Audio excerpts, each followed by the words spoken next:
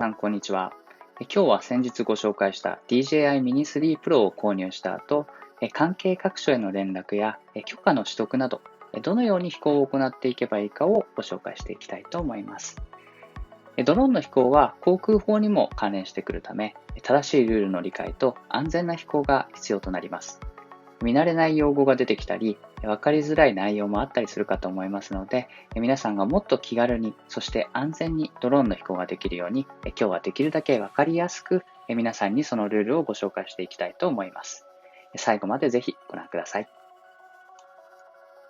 それでは前回のおさらいから、DJI Mini 3 Pro は小型でとても精細な映像を残すことのできるモデルだとご紹介していきました。249g の超小型ボディでありながら、最新の機能を多数搭載しています。バッテリー駆動は34分、別売りのバッテリーを搭載すると47分まで伸ばすことができ、1.3分の1センサーを搭載し、広いダイナミックレンジで明暗部のディティールを鮮明に描き出します。3方向センサーも搭載され、安全性が高まったのもいいですよね。価格は92,400円から。この DJI Mini 3 Pro のページには気になる記載があります。この部分、Mini 3 Pro は今後のファームウェア更新でリモート ID 機能の対応を予定していますという部分ですね。6月20日以降は航空法が改正され、無人航空機を飛ばす前にはリモート ID の登録が必要になるのですが、この DJI Mini 3 Pro は正式にリモート ID に対応することが発表されています。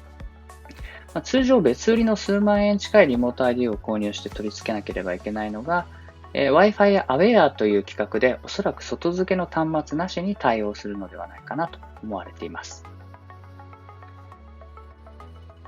ドローンは法律上無人航空機に区別されるのですが、その安全性については国交省が管轄しています。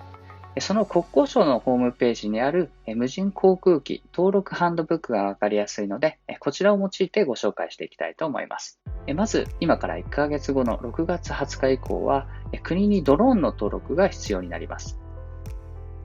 そもそもなぜこのような登録が必要になったかというと、安全安心の確保のためです。皆さんも過去にドローンに関連した事故やニュースを見たことがあるかと思いますが、万が一このような事故が起きてしまった時に適切な対処が取れるよう、所有者が責任を持つということですね。また、ドローンはこれから様々な産業への活躍を期待されていますので、そういった利用のためにも規則を整え、利用を拡大していきたいという目的もあるようです。では、具体的に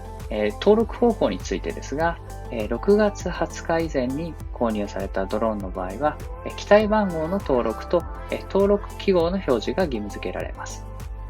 また、無人航空機の定義が以前の 200g 未満から 100g 未満になったことも大きな変更点となります。安全性を確保するため、リコールされているもの、不必要な突起物があり危険なもの、遠隔操作の飛行制御が著しく困難なものも登録ができません。登録はインターネットからできるようになっています。ここでは改造している場合は、その旨を伝える必要がありますよということと、シールの貼り方、サイズについて紹介されています。本人確認は免許証やパスポート、マイナンバーで行いまして、登録の手数料はクレジットカードやインターネットバンキング、ATM でできるようになっています。ということで、最後のページではまとめが書いてありますが、6月20日から制度が施行され、登録が義務付けられます。安全なでは、ここでですね、改めて購入した後、実際にドローンを飛行するまでにどんな準備が必要なのかをご紹介していきたいと思います。自分の土地ではない場所で飛行を行うためには、いくつかの申請や許可が必要になります。まず、土地管理者の許可です。例えば、沿岸で飛行したいであるとか、山で飛行したいというような場合も、その土地の管理者に確認を行います。具体的な点は後ほどご紹介しますが、土木課であったり、森林管理課であったり様々です。私有地を伴う場合も同様ですね。続いて、DIPS での飛行申請。こちらは主に航空法で規制されている空域を飛ばす際に必要な申請となります。どのような飛行方法で行われているのか、夜間飛行が伴うのか、飛行の10日前までに届け出ます。最後に FISS。こちらはドローンを飛ばす際にその飛行計画を共有するものです。他社に事前に飛行経路を共有することで衝突を防止するなどの目的もあります。こちらの図ではどのエリアでどのような申請、登録、確認が必要かを表した図となります。まず冒頭でご紹介したリモート ID の登録は6月20日以降にドローンの登録を行う方は必須となりますので忘れずに登録をしましょう。続いて DIPS の飛行申請、FISS の飛行経路の共有。DIPS の飛行申請は航空法規制エリアで必要になります。最後に土地管理者の許可と申請は地域によって必要な書類が求められる場合もあれば不要である場合もありますので、該当の自治体に連絡して確認をしていただくといいと思います。では、どのエリアが航空法で記載されているのか、次のスライドでご紹介させていただきます。現在の航空法ではドローンの飛行に関してこのような区分けがされています。航空法では空港の周辺、人口集中地区、これは DID と呼ばれる地区ですね。さらに150メーター以上の上空、このエリアでは許可を得て安全性を確認できた場合にのみ飛行可能となっています。このエリアは危険性が非常に高まるため、しっかりとした許可を取った後で飛行しないと航空法に触れることになります。前のスライドでご紹介した DIPS、FISS の申請も必要になります。なお、緊急用務区域と呼ばれる災害などが発生したときに捜索、救助を行う空域では飛行が禁止されていますので注意しましょう。これは航空局のホームページや Twitter で該当エリアが共有されています。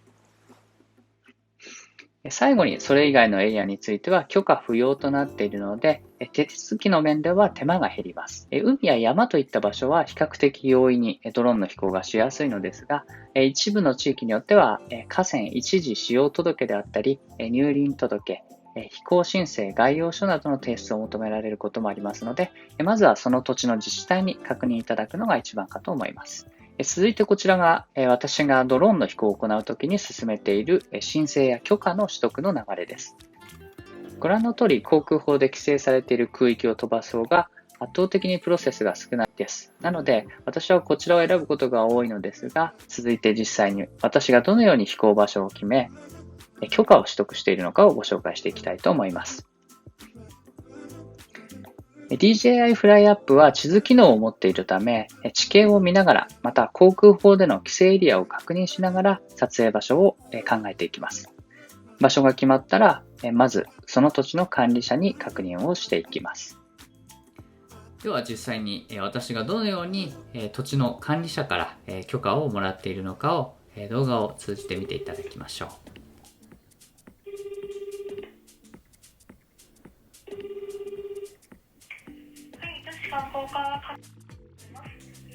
すみません、私個人で映像制作を行っております井山というものなんですが。はい、お世話になります。お世話になっております。周りにある全く違う町そうなんですね。大洗町というところなんですね。わかりました。大洗町というまた別な町ですね。なるほど。じゃあこちらの方に問い合わせを、させていただきます。はい、申し訳ございません。いえ、とんでもないです。ありがとうございました。はい、失礼します。失礼いたします。ちょっと場所が違ったみたいですね。大洗町というところにかけた方がいいみたいです。ではちょっと次にかけてみましょう。ドローンを使った映像の制作、映像の撮影をしたいなというふうに考えておりまして、問い合わせ先はこちらでよろしかったでしょうか。そうなりますと、ちょっと観光関係になりますかね。はい。そうですね。商工観光課の方に電話をお回ししますので、少々お待ちください。はい、ありがとうございます。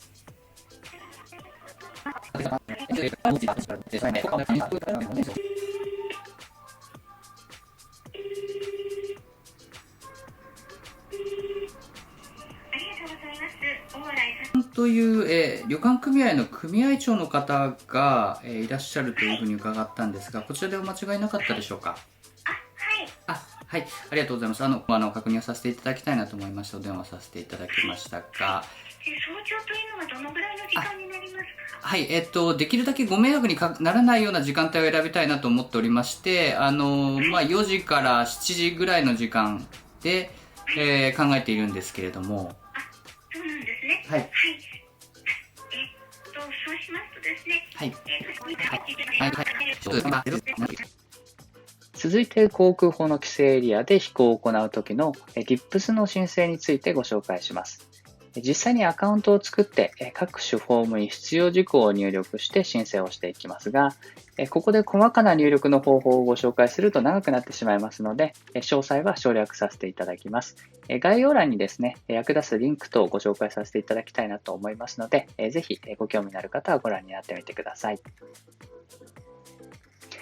最後に FISS です。こちらはマップの機能を使って飛行経路を共有するものになっています。これは国交省に事前に飛行経路を伝え、ドローン同士の衝突などを防止するためでもあります。申請の目的から外れるんですが、地図上で登録している実際の飛行経路などもですね、見ることができて結構楽しかったりします。